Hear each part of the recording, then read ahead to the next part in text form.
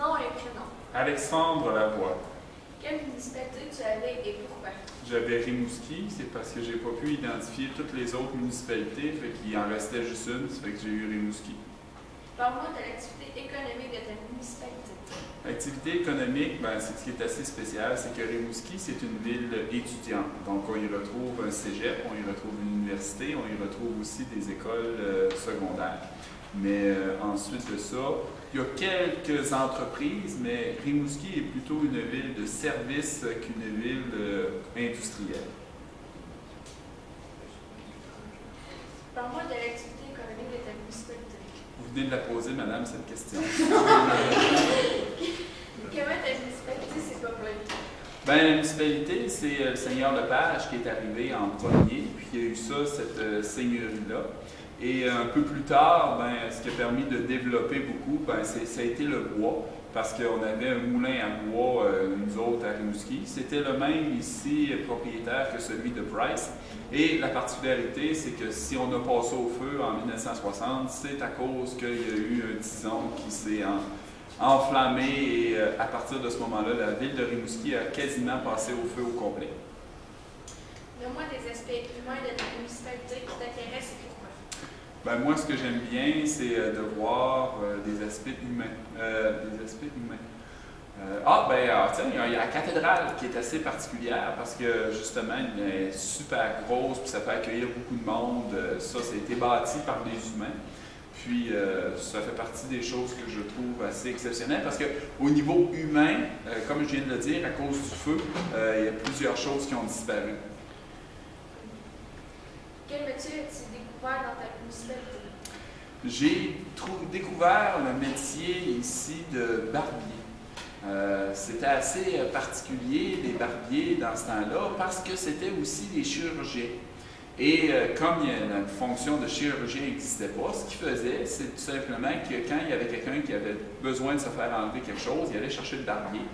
Et à partir de là, pour montrer que le barbier était bon, il prenait une espèce de... comment on dit ça? Donc, une espèce de linge blanc. Quand c'était mélangé avec du rouge, ben à ce moment-là, pour montrer qu'il était bon, puis qu'il avait bien fait sa job, le rouge c'était bien sûr le sang, il prenait ça et il mettait ça à l'extérieur. C'est de là qu'on a la chose qui tourne au niveau des barbiers. C'est la provenance ici de ça.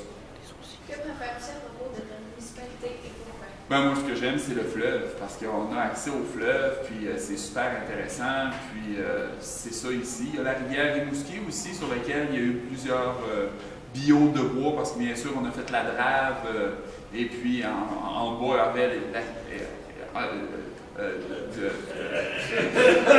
faut voir qu'est-ce que ça donne quand ça manque. Donc, finalement, c'est ça, il y avait la rivière Rimouski, puis dans le bas, il y avait le moulin à scie, ça fait qu'on apportait les bio, puis à ce moment-là, il était scié à cet endroit. Qu'est-ce que tu aimerais filmer pour le documentaire et pourquoi? Ben moi, ce que je pense qui serait intéressant, c'est peut-être justement la drave. Donc, voir comment les gens ont fait ça, puis est-ce que c'était dangereux de faire ça sur ce terrain-là? Sur la rivière, en fin de compte. Raconte-moi l'histoire d'un film que tu as vu dernièrement. C'est moi qui l'ai vu celle-là, je m'en souviens plus. Qu'est-ce que j'ai vu dernièrement? Ah, oui, alors ça s'appelait Le Petit Hiawatha. Ah oui, c'était un petit Indien, puis il y avait une petite Indienne aussi. Puis à ce moment-là, le petit Indien, il rencontrait la petite Indienne. Mais sauf que le problème, c'est qu'il tripait sur la petite Indienne. Mais la petite Indienne, c'était la fille du chef. Mais sauf que lui, c'était pas un grand chasseur. Fait qu'à ce moment-là, il ne pouvait pas aller chasser. Il ne pouvait pas l'avoir comme époux. Puis c'est ça l'histoire du petit chasseur et de la petite Indienne. Raconte-moi la fois où tu as eu l'air de le plus fou. Faut-tu vraiment que je la raconte, ça? Oui. C'était l'an dernier où j'avais un élève. Il y en a qui allument. Et c'est vrai, celle-là. Hein? C'était l'an dernier. J'ai un élève, un garçon, qui a les cheveux ici, un peu plus bas. Et moi, je dis toujours à ce garçon-là, moi, les cheveux longs, c'est ça, une fille, donc je disais toujours elle. Les élèves me corrigeaient, ils disaient c'est un il, mais je n'allumais pas. Jusqu'à temps Je suis rendu au mois d'octobre.